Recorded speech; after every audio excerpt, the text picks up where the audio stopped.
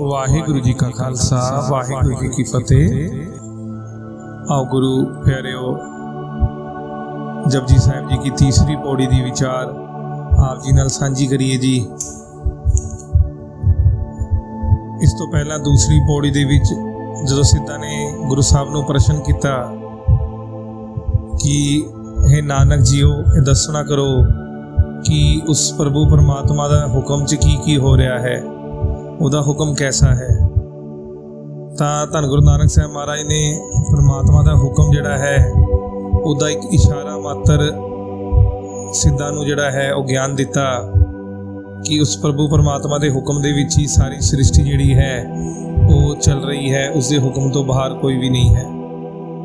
ਹੁਣ ਜਦੋਂ ਸਿੱਧਾਂ ਨੇ ਅਗਲਾ ਪ੍ਰਸ਼ਨ ਮਹਾਰਾਜ ਦੇ ਸਾਹਮਣੇ ਰੱਖਿਆ ਤਾਂ ਸਿੱਧਾਂ ਨੇ ਅਗਲੇ ਪ੍ਰਸ਼ਨ ਵਿੱਚ ਪੁੱਛਿਆ ਕਿ हे ਨਾਨਕ ਜੀਓ ਇਹ ਵੀ ਦੱਸੋ जिस परमात्मा का इन्ना वड्डा हुक्म है, इन्ना हुक्म जिहड़ा वड्डा वरत रहा है इस सृष्टि के ब्रह्मंड के अंदर,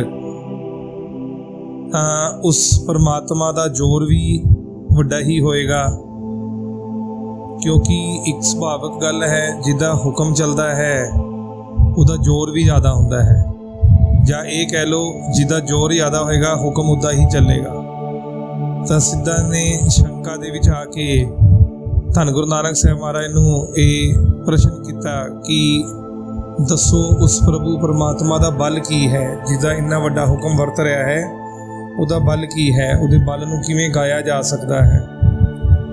तां धन गुरु नानक साहब महाराज जपजी साहिब जी तीसरी पौड़ी दे विच उचार रहे हैं सिद्धां नूं, सिद्धां दा जिहड़ा प्रश्न है उसका उत्तर देंदे होए उन्हां नूं कहंदे हन गावे को ताण होवे किसे ताण, कि उस प्रभु परमात्मा का जिहड़ा गान है, जिहड़ी उहदी उस्तत है, वो कौन कर सकता है।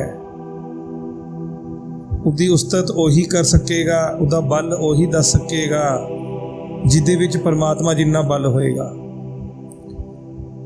एक सुभाविक गल है कि मान लो एक अध्यापक जिहड़ा है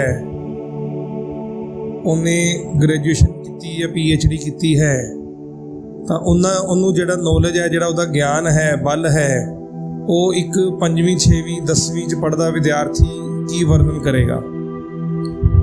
ਤਾਂ ਧੰਨ ਗੁਰੂ ਨਾਨਕ ਸਾਹਿਬ ਮਹਾਰਾਜ ਕਹਿੰਦੇ ਹਨ ਕਿ ਉਹ ਜਿਹੜਾ ਸਰਵ ਸ਼ਕਤੀਮਾਨ ਜਿਹੜਾ ਪਰਮਾਤਮਾ ਹੈ ਉਹਦਾ ਬਲ ਕੋਈ ਗਾਇਨ ਨਹੀਂ ਕਰ ਸਕਦਾ, ਕਿਉਂਕਿ ਉਹਦੇ ਜਿੰਨਾ ਬਲ ਕਿਸੇ ਦਾ ਨਹੀਂ ਹੈ। ਤਾਂ ਮਹਾਰਾਜ ਉਚਾਰਦੇ ਹਨ ਗਾਵੇ ਕੋ ਤਾਣ ਹੋਵੇ ਕਿਸੇ ਤਾਣ, गावे को दात जाने निशान। पर फिर धन गुरु नानक साहब महाराज कहते हैं पर फिर भी उस प्रभु परमात्मा नूं बेअंत बेअंत बेअंत जिहड़े जी हन उहनूं गा रहे हैं, कुछ उसनूं गा रहे हैं उहदियां दातां नूं उहदा निशान समझ के कि प्रभु परमात्मा ने ये दात सानूं दित्ती है, ये परमात्मा की बख्शिश है, कृपा है। इस तरह वो परमात्मा का जिहड़ा गायन है, परमात्मा का शुक्र जिहड़ा वो कर रहे हैं कि ये दात तू मैनूं दित्ती है। गावे को गुण वडियाइयां चार, धन गुरु नानक साहब महाराज कहते हैं कि कई जिहड़े जी हैं वो उस प्रभु परमात्मा के जे गुण हैं उन्हां दी विचार दी गायन कर रहे हैं,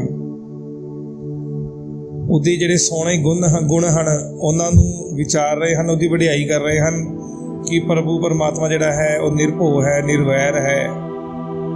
ते उहदा गायन जिहड़ा है उहदी वडियाइयां दा गायन, उहदे गुणां दा गायन कर रहे हैं।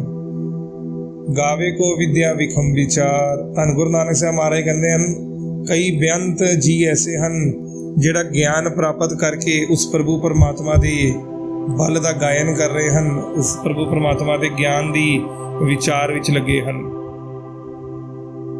गावे को साज करे तनखे, धन गुरु नानक साहब कहते हैं कोटान कोट कोट कोट बेअंत ऐसे हैं जिहड़े परमात्मा नूं गा रहे हैं, इस तरह गा रहे हैं कि परमात्मा ही जी नूं साज रहा है ते इसनूं खे भी कर रहा है, इसनूं मार भी रहा है, इसनूं मिट्टी भी कर रहा है।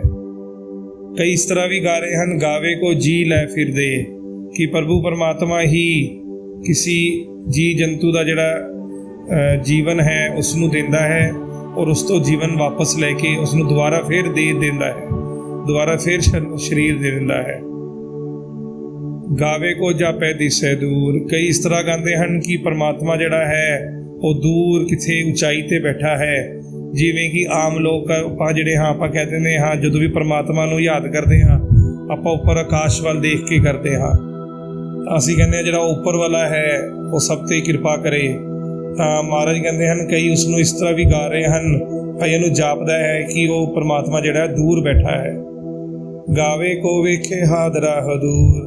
ਔਰ ਕਈਆਂ 'ਤੇ ਬੇਅੰਤ ਪਰਮਾਤਮਾ ਦੀ ਕਿਰਪਾ ਹੋ ਗਈ ਹੈ ਜਿਹੜੇ ਉਸ ਨੂੰ ਹਰ ਸਮੇਂ ਹਰ ਜਗ੍ਹਾ ਹਰ ਪਲ ਹੀ ਦੇਖ ਰਹੇ ਹਨ। ਉਹਨਾਂ ਨੂੰ ਲੱਗਦਾ ਕਿ ਹਰ ਜਗ੍ਹਾ 'ਤੇ ਹੀ ਪਰਮਾਤਮਾ ਜਿਹੜਾ ਹੈ ਉਹ ਵਰਤ ਰਿਹਾ ਹੈ।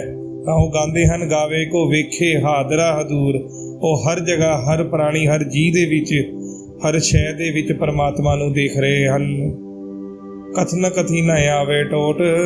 ਪਰ ਮਹਾਰਾਜ ਕਹਿੰਦੇ ਹਨ ਉਸ ਪ੍ਰਭੂ ਪਰਮਾਤਮਾ ਦੇ ਜਿੰਨੀ ਮਰਜ਼ੀ ਅਸੀਂ ਕਥਨ ਕਰ ਦਈਏ ਉਸਦੇ ਵਿਚਾਰਾਂ ਨੂੰ, ਉਹਦੇ ਗੁਣਾਂ ਨੂੰ, ਪਰ ਉਸਦੇ ਗੁਣਾਂ ਦੀ ਜਾਂ ਉਹਦੇ ਵਿਚਾਰ ਦੇ ਵਿੱਚ ਕਦੀ ਥੋੜ੍ਹੀ ਵੀ ਟੋਟ ਨਹੀਂ ਆ ਸਕਦੀ।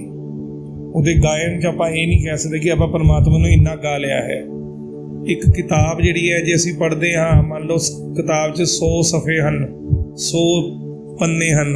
ਜੇ ਆਪਾਂ 50 ਪੜ੍ਹ ਲਈਏ ਤਾਂ ਅਸੀਂ ਕਹਿੰਦੇ ਹਾਂ ਅਸੀਂ 50% ਪੜ੍ਹ ਲਿਆ। ਤਾਂ ਇੱਥੇ ਧੰਨ ਗੁਰੂ ਨਾਨਕ ਸਾਹਿਬ ਮਹਾਰਾਜ ਕਹਿੰਦੇ ਆ ਕਿ ਪਰਮਾਤਮਾ ਦੀ ਜਿੰਨੀ ਵੀ ਆਪਾਂ ਉਸਤਤ ਕਰਦੇ ਜਾਈਏ, ਜਿੰਨੇ ਵੀ ਉਹਦੇ ਗੁਣ ਗਾਣ ਕਰਦੇ ਜਾਈਏ, ਉਹਦੇ 'ਚ ਟੋਟ ਨਹੀਂ ਆਉਂਦੀ। ਕਥਨ ਕਥੀ ਨਾ ਆਵੈ ਟੋਟ, ਕਥ ਕਥ ਕਥੀ ਕੋਟੀ ਕੋਟ ਕੋਟ। ਧੰਨ ਗੁਰੂ ਨਾਨਕ ਸਾਹਿਬ ਮਹਾਰਾਜ ਕਹਿੰਦੇ ਹਨ ਵੇਦ ਜਿਹੜੇ ਹਨ, ਪੁਰਾਣ ਹਨ, ਜਿਹੜੇ ਗ੍ਰੰਥ ਹਨ, ਉਹ ਪਰਮਾਤਮਾ ਦੀ ਕੋਟ ਕੋਟ ਗਾਇਨ ਕਰ ਰਹੇ ਹਨ। ਕਿੰਨੇ ਜੁਗਾਂ ਜੁਗੰਤਰਾਂ ਤੋਂ ਗਾਇਨ ਜਿਹੜਾ ਹੈ ਉਹ ਪਰਮਾਤਮਾ ਦਾ ਚੱਲ ਰਿਹਾ ਹੈ। ਪਰ ਉਸ ਗਾਇਨ ਦੇ ਵਿੱਚ ਕਦੀ ਕੋਈ ਟੋਟ ਜਾਂ ਕਮੀ ਹਾਲੇ ਤੱਕ ਨਹੀਂ ਆਈ। ਕੋਈ ਇਹ ਨਹੀਂ ਕਹਿ ਸਕਿਆ ਕਿ ਅਸੀਂ ਇੰਨਾ ਗਾਇਨ ਕਰ ਚੁੱਕੇ ਹਾਂ ਔਰ ਇੰਨਾ ਪਰਮਾਤਮਾ ਦਾ ਜਿਹੜਾ ਗੁਣ ਹੈ ਉਹ ਗਾਇਨ ਕਰਨਾ ਰਹਿ ਗਿਆ ਹੈ। ਅੱਗੇ ਧੰਨ ਗੁਰੂ ਨਾਨਕ ਸਾਹਿਬ ਮਹਾਰਾਜ ਕਹਿੰਦੇ ਹਨ ਦੇਂਦਾ ਦੇ ਲੈਂਦੇ ਥੱਕ ਪਾਏ। ਕਿ ਉਹ ਪ੍ਰਭੂ ਪਰਮਾਤਮਾ ਦਾ ਦੇ ਰਿਹਾ ਹੈ, ਜੁਗਾਂ ਤੋਂ ਦੇ ਰਿਹਾ ਹੈ। ਲੈਣ ਵਾਲੇ ਜਿਹੜੇ ਹੈ ਉਹ ਥੱਕ ਜਾਂਦੇ ਹਨ। ਪਰਮਾਤਮਾ ਜੀਆਂ ਨੂੰ ਬੇਅੰਤ ਬਖਸ਼ਿਸ਼ਾਂ ਦੇ ਰਿਹਾ ਹੈ, ਰੋਜੀ ਰੋਟੀ ਦੇ ਰਿਹਾ ਹੈ, ਜਲ ਦੇ ਰਿਹਾ, ਹਵਾ ਦੇ ਰਿਹਾ ਔਰ ਜੁਗਾਂ ਤੋਂ ਦੇ ਰਿਹਾ ਹੈ। ਪਰ ਪ੍ਰਾਣੀ ਜਿਹੜਾ ਜੀਅ ਹੈ ਉਹ ਮੁੱਕ ਜਾਂਦਾ ਹੈ, ਪਰ ਪਰਮਾਤਮਾ ਦੀ ਦਾਤ ਨਹੀਂ ਮੁੱਕਦੀ। ਅੱਗੇ ਧੰਨ ਗੁਰੂ ਨਾਨਕ ਸਾਹਿਬ ਪੰਕਤੀ ਨੂੰ ਅੱਗੇ ਕਰਦੇ ਹੋਏ ਕਹਿੰਦੇ ਹਨ ਦਿੰਦਾ ਦੇ ਲੈਂਦੇ ਥੱਕ ਪਾਏ, ਜੁਗਾ ਜੁਗੰਤਰ ਖਾਈ ਖਾਏ। ਕਿ ਜੁਗਾਂ ਤੋਂ ਹੀ ਜਿਹੜਾ ਜੀਅ ਹੈ ਉਹ ਪਰਮਾਤਮਾ ਦੀ ਦਾਤ ਨੂੰ ਜਿਹੜਾ ਹੈ ਉਹ ਭੋਗ ਰਿਹਾ ਹੈ। ਹੁਕਮੀ ਹੁਕਮ ਚਲਾਏ ਰਾਹੋ, ਨਾਨਕ ਵਿਗਸਹਿ ਵੇ ਪਰਵਾਹੋ। ਧੰਨ ਗੁਰੂ ਨਾਨਕ ਸਾਹਿਬ ਮਹਾਰਾਜ ਇਹ ਕਹਿੰਦੇ ਹਨ ਕਿ ਉਹ ਪ੍ਰਭੂ ਪਰਮਾਤਮਾ ਜਿਹੜਾ ਆਪਣਾ ਹੁਕਮ ਹੈ ਉਸ ਦਾ ਵਰਤਾਰਾ ਕਰ ਰਿਹਾ ਹੈ। ਸਾਰਾ ਕੁਝ ਉਸਦੇ ਹੁਕਮ ਦੇ ਅੰਦਰ ਹੀ ਚੱਲ ਰਿਹਾ ਹੈ। ਤੇ ਉਸਦਾ ਜਿਹੜਾ ਇਹ ਕਾਰ ਹੈ, ਜਿਹੜਾ ਉਹਦਾ ਇਹ ਕੰਮ ਹੈ ਕਿ ਉਹ ਹੁਕਮ ਦੇ ਅੰਦਰ ਸ੍ਰਿਸ਼ਟੀ ਨੂੰ ਚਲਾ ਰਿਹਾ ਹੈ, ਉਹ ਇਸ ਨੂੰ ਚਲਾਈ ਜਾ ਰਿਹਾ ਹੈ। ਤੇ ਉਹ ਨਿਰੰਕਾਰ ਜਿਹੜਾ ਹੈ ਉਹ ਸਦਾ ਬੇਪਰਵਾਹ ਹੈ ਤੇ ਪ੍ਰਸੰਨ ਰਹਿੰਦਾ ਹੈ। ਮਹਾਰਾਜ ਕਹਿੰਦੇ ਹਨ ਨਾਨਕ ਵਿਗਸੇ ਬੇਪਰਵਾਹ ਹੋ। ਕਿ ਉਹ ਜਿਹੜਾ ਪ੍ਰਭੂ ਪਰਮਾਤਮਾ ਹੈ ਉਹ ਸਦਾ ਹੀ ਨਿਰਲੇਪ ਹੈ, ਬੇਪਰਵਾਹ ਹੈ ਤੇ ਪ੍ਰਸੰਨ ਰਹਿੰਦਾ ਹੈ ਆਪਣੀ ਇਸ ਜਿਹੜੀ ਕਾਰ ਨੂੰ ਦੇਖ ਕੇ। ਜਿਹੜਾ ਉਹਦਾ ਇਹ ਸ੍ਰਿਸ਼ਟੀ ਚੱਲ ਰਹੀ ਹੈ, ਇਸ ਦੇ ਅੰਦਰ ਜੋ ਵੀ ਚੱਲ ਰਿਹਾ ਉਸ ਨੂੰ ਦੇਖ ਕੇ ਪ੍ਰਭੂ ਪਰਮਾਤਮਾ ਜਿਹੜਾ ਉਹ ਪ੍ਰਸੰਨ ਹੋ ਰਿਹਾ ਹੈ ਔਰ ਹਰ ਇੱਕ ਚੀਜ਼ ਤੋਂ ਬੇਪਰਵਾਹ ਰਹਿੰਦਾ ਹੈ। ਬੇਪਰਵਾਹ ਹੋਣਾ ਅਲੱਗ ਗੱਲ ਹੁੰਦੀ ਹੈ, ਲਾਪਰਵਾਹ ਹੋਣਾ ਅਲੱਗ ਗੱਲ ਹੈ। ਇੱਥੇ ਮਹਾਰਾਜ ਨੇ ਲਾਪਰਵਾਹ ਨਹੀਂ ਕਿਹਾ। ਮਹਾਰਾਜ ਸਭ ਦੀ ਜਿਹੜੀ ਹੈ ਉਹ ਰਜਾ ਜਿਹੜੀ ਹੈ, ਉਹਦੀ ਇੱਛਾ ਜਿਹੜੀ ਹੈ ਪਰਮਾਤਮਾ ਪੂਰੀ ਕਰਦੇ ਹਨ। ਤੇ ਚਿੰਟੀ ਤੇ ਕੁੰਚਰ ਅਸਥੁੱਲਾ, ਸਭ ਪਰ ਕਿਰਪਾ ਦ੍ਰਿਸ਼ਟ ਕਰ ਫੁੱਲਾ। ਉਹ ਤਾਂ ਸਭ 'ਤੇ ਹੀ ਕਿਰਪਾ ਕਰ ਰਿਹਾ ਹੈ ਤੇ ਉਹ ਬੇਪਰਵਾਹ ਜ਼ਰੂਰ ਹੈ ਪਰ ਲਾਪਰਵਾਹ ਨਹੀਂ ਹੈ।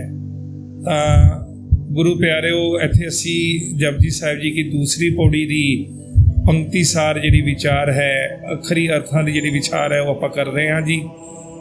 ਇਸ ਤੋਂ ਅਗਲੀ ਵੀਡੀਓ ਦੇ ਵਿੱਚ ਇਸੀ ਪੌੜੀ ਦੀ ਪੰਕਤੀ ਦੀ ਖੁੱਲ੍ਹ ਕੇ ਵਿਚਾਰ ਜਿਹੜੀ ਹੈ ਅਸੀਂ ਆਪ ਜੀ ਨਾਲ ਸਾਂਝੀ ਕਰਾਂਗੇ ਜੀ।